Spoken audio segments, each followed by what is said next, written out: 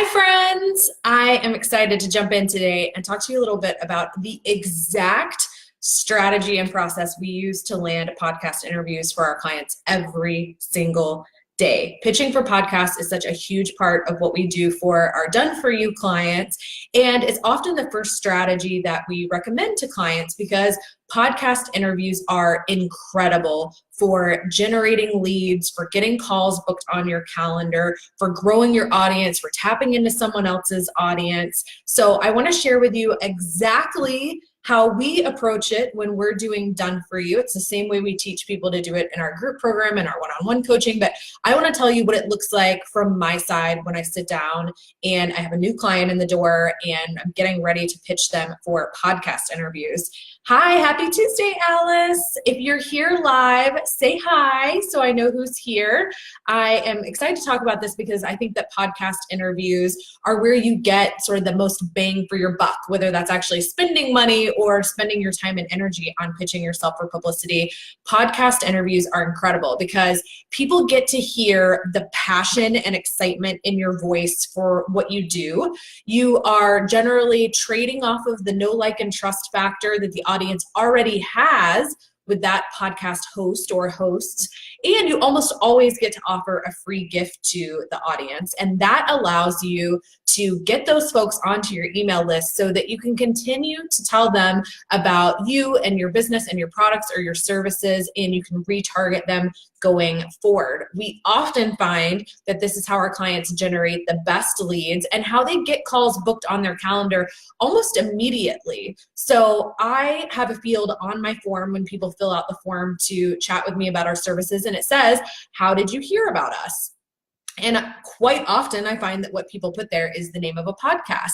And what's really awesome about it is they'll put the name of a podcast where I did an interview 6 months ago or a year ago, because people are going to put the podcast up on their website and they're going to add in show notes. Even if it's going to iTunes or Stitcher or whatever, they're also going to have it on their website. There's SEO value in that. So when people are searching for information around a specific topic, there's that opportunity for it to show up in search results and for them to listen that way.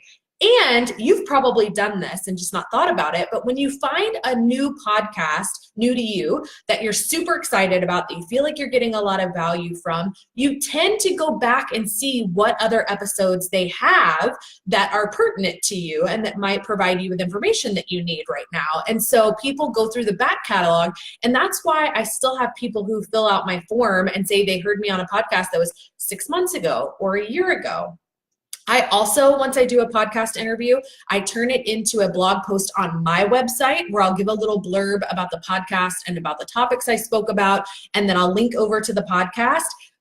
Then I take that blog, I put it in Meet Edgar, which is what I use for my social media scheduling, and it goes into my sort of content library there, and it'll get reshared automatically as part of my content calendar every like 6 to 9 months. So even though I did the podcast a year ago, it might be getting shared again this week because it's in my content library. And most of the topics you're gonna go on and talk about on a podcast are evergreen topics, meaning they aren't specific to today or to this period of time. It's a topic that's gonna be good long-term. And so I can reshare the podcast in the future. And honestly, I think that's a mistake a lot of people make when they start doing podcast interviews, is that they do the interview, they share it the day that it comes out, they're so excited that their podcast interview is live, maybe they even email it to their list, and then that's it. They never do another thing with it. You are wasting all the time you spent recording that podcast interview if that's all you're doing. Like I said before, I put it into a blog post on my website. That's going to give more SEO value on top of the host putting it on their website. It goes in my email newsletter. I am going to post about it on social, but I'm also going to put it into that rotating content library to be shared again in the future. So I'm going to try to get as much mileage as I can out of that podcast. If I have a really good one, I may even put it somewhere in my email sequence. So when people first sign up and are getting emails from me, they have like an indoctrination series they go through to learn more about me, and so that they can get to know me better in a short period of time. And if I had a really strong one, a strong podcast interview, I might put that in there so that they can hear me in case maybe they found me in a Facebook group or something and they haven't heard me talk before. That would give them an opportunity to hear me. Danielle asked, should I reshare an old podcast? Absolutely. If the information is still valid and you feel like you sounded good on that podcast, then absolutely, I think you should reshare it. Like I said, I use a scheduling software called Meet Edgar that allows me to put things in a content library, and then it rotates through those posts. And so I have a big enough library that things probably go up once every like 6 to 9 months. So even podcasts I did 2 years ago are still in that content library, because what I spoke on in that podcast interview hasn't changed. My advice for whatever it is hasn't changed. Now, if it had, I would go back and remove the podcast. But, as long as nothing's changed and it's still valid, absolutely, I'd share it again. So if you're here live, say hi. If you've got questions, drop those in at any time. But I was going to talk through a little bit how we approach pitching our clients for podcast interviews. And I'll talk about it from the perspective of like a client who just came in the door with us. Let me just drink a little bit of water. I'm losing my voice already. Okay. Danielle said the one she has, she said it was about all my losses in 1 year and was published in a book, very personal. As long as it's relevant to the business you have now and the services that you provide now, then absolutely I'd share it again. And I'd put it on, some sort of rotation so that you're resharing it every so often. Okay, so a new client comes in the door. The first thing we do is write their expert statement. I know most of you who followed me for any amount of time have heard me talk about the expert statement before. If you haven't, you can probably just search the words expert statement in this group and find where I've talked about it or done video lessons on it before. But that's the first thing we do for a client when they walk in the door, is to create that expert statement that positions them as an expert. It is sort of the way that we bio and credential them in the pitch. That expert statement, once they've approved it, then does go directly into the pitch. And for podcasts, we draft 2 kinds of pitches. We draft one I call the journey pitch and one I call the how-to pitch. Podcasts tend to be one or the other. They tend to either have on guests who talk about their journey, how they got where they are, why they do what they do, and how they started their business. Or like Danielle was just saying, she said that hers was about losses in all of her losses in 1 year. And I don't know if you mean personal losses or business losses, but let's say you did a podcast that was about all the lessons you learned in the first year of your business. That would be a journey podcast. You'd be talking about your journey. The other is a how-to pitch. A how-to podcast, you teach something to people. So you would look, and most of the guests they have on are teaching, like, 3 things you must be doing with your email marketing, or how to create your social media calendar, or how to use Pinterest to get more leads. They're teaching you how to do something. So most podcasts fall one or the other. They're either a journey pitch or they're a how-to pitch. So we draft both of those right off the bat. Now, what we draft is sort of it's one version. So we'll pick like a specific podcast and we'll draft a pitch for that podcast.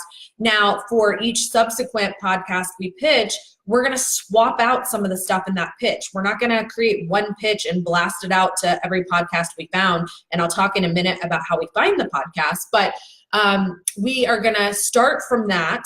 But there's going to be information we're going to swap out. In the introductory paragraph in a podcast pitch, we generally talk about the podcast itself and why we chose it, why it's a good fit for our client. We talk about the types of guests we know that they like to have, and then position our client as a similar type of guest. And then we're also, especially for the how-to podcast, we're going to pitch something our client can come teach.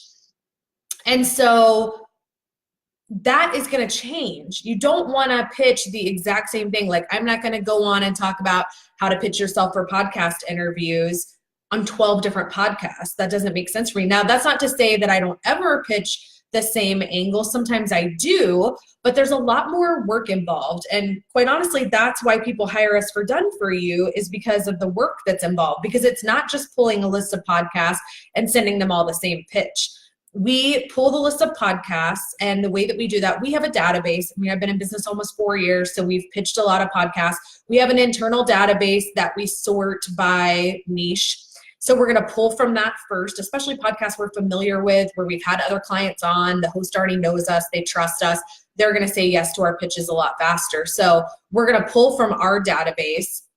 And then we're also going to search to see, are there podcasts that are, specific to this client that we haven't ever pulled for somebody before? So we're going to look for things like lists of podcasts. There's lots of lists out there, like top podcasts for women over 50, top podcasts for, the keto diet, top podcasts for PR professionals. There are lists, trust me, aggregated lists of podcasts for any niche you can imagine. If you're in a Facebook group for that niche, ask in the Facebook group, what podcast do you guys like to listen to? There are a lot of ways to source podcasts that don't involve having to have subscriptions to big media databases or anything. So you can easily pull together the list of podcasts. It takes a little more digging sometimes to pull together who to contact, either the podcast host or if they've got a professional producer, and to find their email address. That takes a little additional digging. And then once we have that list of podcasts and we know who we're reaching out to at each podcast, then we're going to go back to this pitch that we've drafted that I talked about in the beginning, and we're going to start tweaking it for each individual podcast. We want to make it clear to them that we've done our research, we've listened to their podcast, we can't listen to every podcast we pitch every client for. You will probably want to listen to the podcast you're pitching yourself for, but we are looking through their last 20 or so episodes and getting a feel for their topics and the type of person they have on and how they structure their podcast. And then we're making it very clear to them in the pitch that we've done that homework, and we'll feed back to them. We know you like guests to XYZ. Then we'll pitch our client and our idea, and we will try and develop an angle they've never covered before. So let's say I was going to go on a podcast and I want to talk about, obviously, publicity in some sense. And let's say I look and I was going to talk about why you should do podcast interviews and how to get them, but I saw that one of my competitors has already been on the podcast and that's what she talked about. So I'm just going to pitch a different angle. I'm going to pitch about publicity around book launches maybe instead. So it does take some research, because you need to go on the podcast page, and it's easier to search if you're on their website, not on iTunes looking at their podcast, but like on their website, because there'll be a search feature on their website. Start searching for the keywords around your topic to see if anything comes up. And I scan back through, the titles of their last 100 podcasts sometimes to make sure I'm pitching a unique angle they haven't had before, because not only are they probably going to say no if I pitch them something they've already covered, they may email me back and say, hey, look, we just did that a few weeks ago. Okay, now next time they see my name in their inbox, they're already going to be thinking, well, this person already sent me a bad pitch. So you want to start out on the right foot with people, and you want to do the research. And that's honestly, not that there's no other value in hiring a publicist, obviously there is, but that's a huge part of what we're doing for people, is taking that off their plate. It's not just like, oh yeah, you hired me and I sent 10 pitches for you this month. Yeah, I researched all those outlets. I figured out what angle we could pitch that they haven't covered before. I tweaked the pitch for that specific angle. There's a lot that goes into the strategy behind it. And absolutely, you can pitch yourself for podcasts and land them left and right. I know there are a couple people I've seen jump in on this live today who I know pitch themselves for podcasts all the time and land them. You can absolutely do it yourself, but make sure that you're putting that time in to research it, to come up with unique angles, to tweak that pitch every single time, because that's what it takes to be successful and start getting yeses and landing yourself on these podcasts. And then once you're on the podcast, you want to have a lot of energy. You want to be excited about your topic, which you should be. You should only pick topics that you are excited about.